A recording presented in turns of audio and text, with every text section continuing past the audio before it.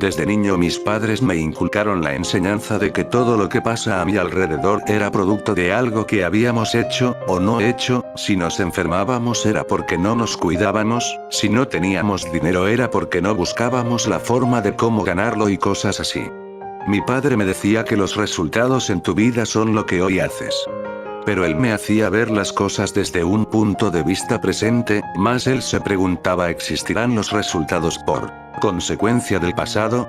Era un dilema que mi padre buscaba para entender lo que en esos momentos le sucedía. Otro gran interrogante que también se preguntaba es que si estas cosas podrían afectar a su familia. Muchas cosas cambiaron desde que empezamos a congregarnos a una iglesia, donde todo aparentaba bienestar, buen trato entre sus miembros, era un ambiente agradable, como si sería una forma de ingrediente para poder pertenecer allí. Es así que a mis padres les gustó ese ambiente y empezamos a congregarnos en esa iglesia. Era una iglesia grande, sus instalaciones eran lujosas, su gente carismática y muy tratables, todos vestían elegantemente y muchos asistían a las prédicas. Cuando salía el pastor era ovacionado al empezar sus prédicas y también al terminar, pero lo extraño que cuando lo presentaban lo llamaban el profeta.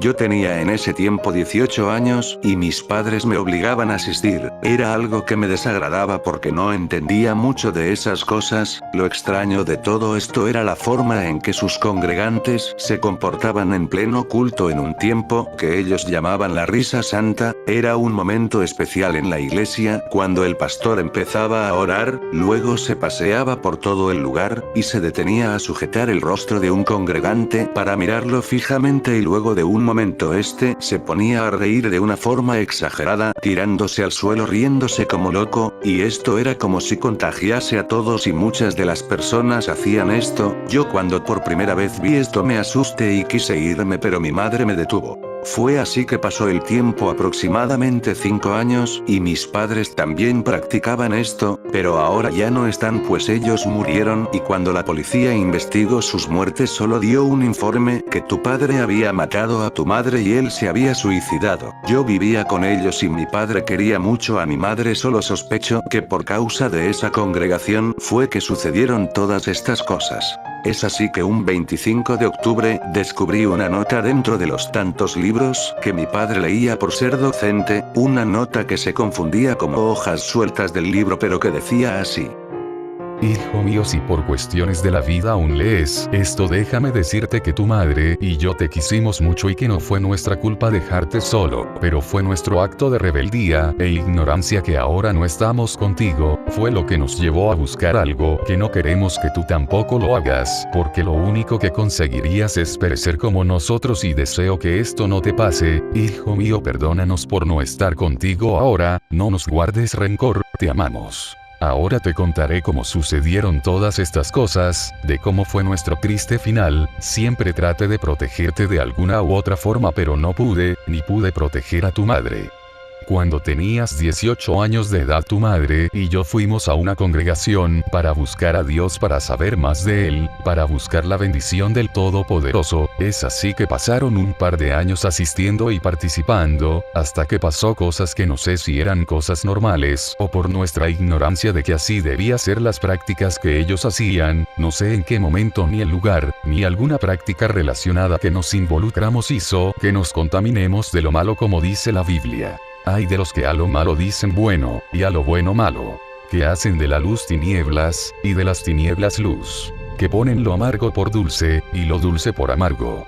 Isaías 5:20. Con esto trato de explicar que mediante estas prácticas la gente estaba en un estado de euforía, cada persona se movía extremadamente, sus voces no eran alabanzas sino gritos, y los gritos más se asemejaban a chillidos, sus cuerpos caían al piso fuertemente y una vez allí se sacudían como si sufrieran de epilepsia. Yo lo experimenté, era como si perdiese el control por un tiempo y mi cuerpo reaccionaba por sí solo. Ya al darme cuenta me encontraba estaba tirado en el suelo y junto a mí tu madre. Fue así que pasó el tiempo, pero desde ese momento empezaron a pasar muchas cosas extrañas. El suceso en el cual no habíamos envuelto produjeron en nuestra relación conflictos de cosas que no tenían importancia. También llevó a que por días estuviera desganado, y otros días con una cólera sin explicación, y que lo demostraba ante tu madre, sin que ella tuviera culpa alguna. Empecé a tener pesadillas y otras noches ni dormía. A pesar de tener problemas lo solucionábamos tranquilamente, pero ahora era muy distinto.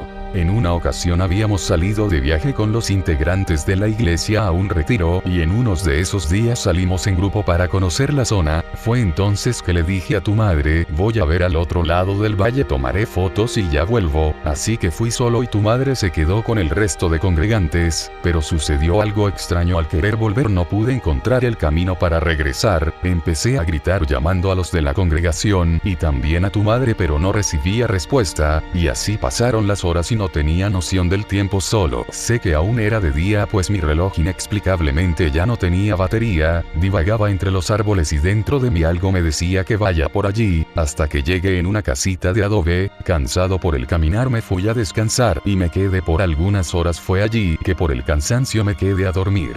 Luego de estar dormido algunas horas, me fijé que era de noche y me levanté. Luego empecé a buscar algo para comer. Entré a uno de los cuartos y observé que habían hecho algún ritual, porque habían cuerpos tirados de animales muertos como gallos, gatos y perros. No lo podía creer, no me había dado cuenta de esto, ni del olor, y al querer salir de allí escuché los pasos de que alguien venía. En la oscuridad de la noche y con la luz de la luna, me fijé por la ventana y noté que se observaban dos mujeres hermosas pero vestidas de negro. En mi mente despertó un morbo por ellas, pero también miedo porque ellas se acercaban a dicha casa de adobe donde estaba oculto, así que me puse debajo de la cama. Al entrar en la cabaña, las dos mujeres empezaron a tocar esos animales muertos, haciendo un círculo, y ellas dentro del círculo empezaron a besarse y tocarse. Yo solo contemplaba, pero una notó algo. Me parece que por el rabillo del ojo me vio, así que me oculté lo mejor que pude debajo de la cama. Entonces una de ellas tomó un cuchillo largo, se acercó a la cama donde estaba oculto, luego de un momento se recostó, y de pronto sentí un dolor agudo en mi hombro. Al ver era el cuchillo que atravesó mi hombro, y empecé a desangrarme. Di un gemido de dolor, y ellas me sacaron a jalones de allí. Yo solo dije lo siento, no tenía un lugar a donde. Ellas me dijo,